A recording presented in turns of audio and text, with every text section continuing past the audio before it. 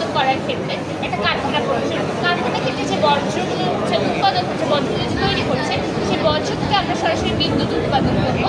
ফলে আমাদের বিদ্যুতের ঘাটতি পূরণ হচ্ছে এবং আমাদের যে বর্জ্য সেটাও কিন্তু তৈরি হচ্ছে না।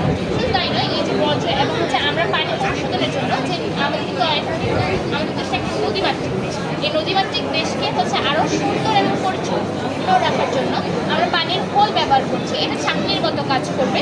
ফলে আপনার যে পানিটা যে পড়ছে সেটা হচ্ছে ময়লা পানি যখন এখানে পড়বে সেটা নিচ থেকে পরিষ্কার এবং পরিশুদ্ধ পানি হিসেবে বের হবে এবং ময়লাটা এখানেই থেকে যাবে।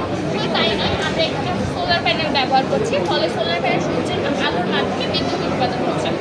এবং হচ্ছে আমরা বায়ু থেকে বিদ্যুৎ উৎপাদন করছি এবং বায়ু থেকে বিদ্যুৎ উৎপাদন করার একটা সুন্দর এবং সবুজ শ্যামল হচ্ছে আমরা সিটি তৈরি করতে সক্ষম। আমরা এমন একটা সিটি তৈরি করতে যাচ্ছি যেটা হচ্ছে যার মধ্যে কোনো নেগেটিভ সাইড নেই এবং আমরা হচ্ছে বিভিন্ন প্রকারভেদে ডাস্টবিন দেখেছি। ফলে যে কোনো ক্ষতিকারক ফসলশীল ডাস্টবিন হচ্ছে হবে। মূলত হচ্ছে আমরা এমন একটা প্রযুক্তি তৈরি করতে যাচ্ছি যার কোনো নেগেটিভ সাইড নেই এবং আমাদের বাস্তব